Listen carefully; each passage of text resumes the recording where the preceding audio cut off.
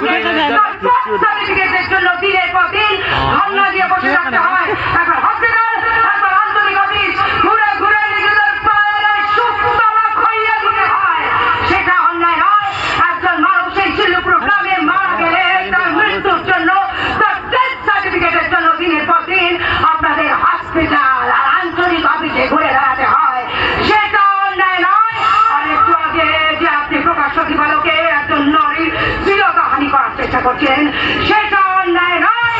আর এগুলো যদি অন্যায় না হয় তাহলে আমারও জগাকে দিয়ে গাড়িটা পাঠিয়ে একজন নারীর ইজ্জত বাঁচানোটা অন্যায় নয়।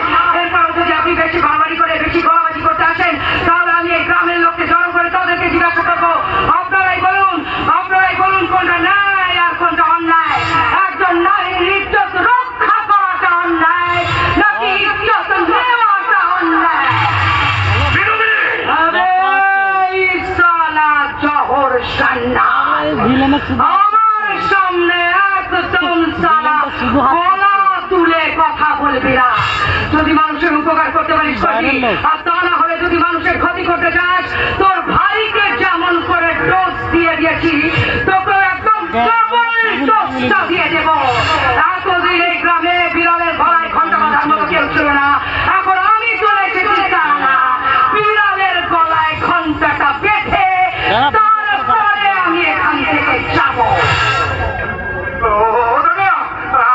আমার খুব ভয় করছে, আমি বাড়ি যাবো। একটা মেয়ের ভয়ে লেপ তুলে পালিয়ে যাবে?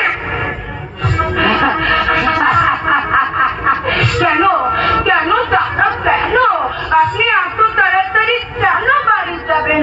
আমার কাছে তো এখন আরো অনেক দোষ আছে। জন্মের পর থেকে মানুষ রূপান্তরিত হয়েছে। তোকে একবার বললাম না আমার সামনে একদম সারা গলা তুলে কথা বলবি না, তাহলে তোর মতো লোককে কেমন করে জব্দ করতে হয় সেটা আমি খুব ভালো করে জানি। যদি আমার সামনে বাঘের মতো গর্জন করতে চাস তাহলে তোর মতো বাঘদের কেমন করে ধরে খাঁচায় পুড়ে ইলেকট্রিক চাবুক দিয়ে চালাতে হয় সেটা আমি তোকে দেখিয়ে দেবো। তারপরেও যদি বিষধর সাপের মতো ফলা তুলে বেশি নাচানাচি করতে চাস তাহলে তোকে একটা চুপড়ির মধ্যে বন্ধ করে গ্রামের পথে পথে না যাবো। আর তারপরেও যদি লেডি কুস্তার মতো খেলেও করিস তাহলে কুকুরের গলায় কেমন করে পক্ষীটা বেঁধে একটা খাম্বার মধ্যে পেটাতে হয় সেটা আমি তোকে বুঝিয়ে দেবো।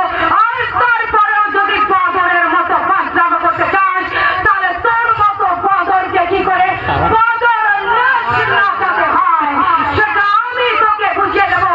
পরপর এই চোখগুলো ফেলে দেখবি কেমন করে জানোয়ার থেকে আবার মানুষে রূপান্তরিত হয়ে গেছি।